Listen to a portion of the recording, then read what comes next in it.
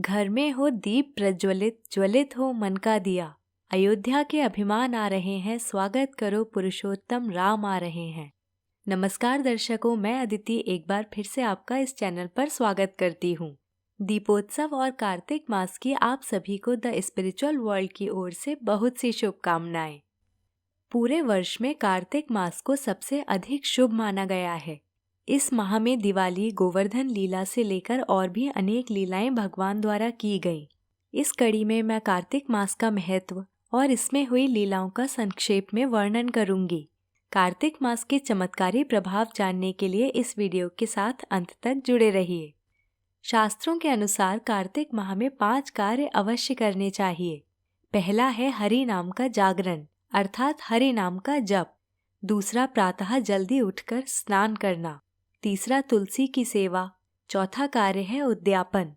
कुछ लोग कार्तिक मास में तपस्या के लिए अपना कोई एक प्रिय खाद्य पदार्थ का त्याग कर देते हैं और पूरे माह में उसे ग्रहण नहीं करते। जब यह कार्तिक व्रत पूर्ण हो जाता है तब उस वस्तु को ब्राह्मणों को दान करते हैं। इसे ही उद्यापन कहा जाता है। 5वां कार्य है दीपदान। कार्तिक में दीप प्रज्वलित करने का बहुत महत्व बताया गया है। इस माह में प्रत्येक व्यक्ति को देशी घी या यदि घी नहीं संभव है तो तिल के तेल का दीपक प्रज्वलित करके भगवान दामोदर को अर्पित करना चाहिए। भगवान के इस रूप को दामोदर इसलिए कहा गया क्योंकि माँ यशोदा ने भगवान कृष्ण के उदर को दाम अथवा रस्सी से बांध दिया था।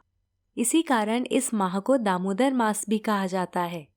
शास्त्रों में उल्लेखनीय है कि कार्तिक मास में एक दीपदान करोड़ों वर्षों के पापों को नष्ट कर देता है और हजारों गायों के दान का फल प्रदान करता है। इस माह में हरि नाम का जप और भगवान के धाम की यात्रा करना लाख गुना अधिक फल प्रदान करता है। अब बात करते हैं इस मास में हुई लीलाओं की। कार्तिक मास की अमावस्या तो ऐतिहासिक है ही, जिससे हम सभी भली भांति परिचित हैं। इस दिन भगवान श्री राम 14 वर्ष के वनवास के पश्चात अयोध्या वापस लौटे थे और इस उपलक्ष्य में अयोध्या वासियों ने पूरे अयोध्या को दीपों से सुसज्जित किया था। दीपावली का पर्व भगवान राम के आगमन पर मनाया गया था और आज भी पूरा भारतवर्ष इस पर्व को हर्षोल्लास के साथ मनाता है। दूसरी लीला है दामोदर लीला, जिसका अर्थ हम अभी आपको बता चुके हैं। दामोदर लीला भी द्वापर युग में दिवाली के दिन ही हुई थी। इसकी कथा इस प्रकार है। कुबेर के नलकूबर और मणिग्रीव नामक 2 पुत्र थे।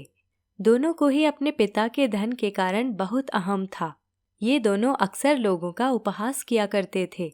एक बार नारद मुनि आकाश मार्ग से गुजर रहे थे। उन्हें देख कुबेर के दोनों पुत्रों ने उनका उपहास किया। नारद मुनि को अपमानित अनुभव हुआ और मुनि ने दोनों को मृत्यु लोक में वृक्ष बनने का श्राप दे दिया। इस श्राप के परिणाम स्वरूप नलकूबर और मणिग्रीव गोकुल में नंद बाबा के द्वार पर वृक्ष के रूप में जाकर स्थित हो गए। कुबेर ने नारद मुनि से क्षमा मांगी और दोनों पुत्रों को क्षमा करने के लिए विनती की। तब नारद मुनि ने वरदान दिया कि भगवान कृष्ण के एक स्पर्श से ये दोनों मुक्त हो जाएंगे। द्वापर युग में भगवान कृष्ण ने एक बार बचपन में माखन की मटकी तोड़ दी, जिस कारण यशोदा ने क्रोधित होकर उन्हें रस्सी के द्वारा एक ओखल से बांध दिया। इस ओखल से बंधे कृष्ण इसे खिसकाते हुए उन वृक्षों तक पहुँचे और इन्हें स्पर्श किया। तब दोनों ही वृक्ष गिर गए और इनमें से 2 राजकुमार प्रकट हुए और इस प्रकार भगवान के स्पर्श से कुबेर पुत्रों का उद्धार हुआ। कार्तिक मास की मुख्य लीलाओं में गोवर्धन लीला का भी वर्णन मिलता है। एक बार ब्रजवासियों को इंद्र की पूजा करते देख भगवान कृष्ण ने माँ यशोदा से प्रश्न किया कि सब लोग इंद्र की पूजा क्यों कर रहे हैं। यशोदा ने उत्तर दिया, इंद्रदेव द्वारा की गई वर्षा से फसल की पैदावार होती है, जिससे गायों को चारा मिलता है। इस पर भगवान कृष्ण ने कहा कि सभी गायें तो गोवर्धन पर चरती हैं, तो सबको गोवर्धन की पूजा करनी चाहिए। तब से सभी ब्रजवासी गोवर्धन पर्वत की पूजा करने लगे। इंद्र ने इसे अपना अपमान समझा और क्रोध में आकर प्रलय समान मूसलाधार वर्षा कर दी। सभी ब्रजवासी घोर संकट में आ गए। तब भगवान कृष्ण ने अपनी कनिष्ठा उंगली पर गोवर्धन पर्वत को उठा लिया और सभी ब्रजवासियों ने पर्वत के नीचे शरण ली। भगवान की इस लीला का उद्देश्य इंद्र के अहंकार को तोड़ना था।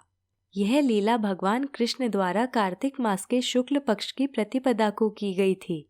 इसलिए प्रतिवर्ष दिवाली के पश्चात गोवर्धन पूजा की जाती है और इसी के साथ समाप्त होती है दिवाली और कार्तिक मास से संबंधित जानकारी। भगवान की और भी लीलाओं को जानने के लिए जुड़े रहिए द स्पिरिचुअल वर्ल्ड के साथ। आप सभी को एक बार फिर से दीपावली पर्व की ढेर सारी शुभकामनाएं।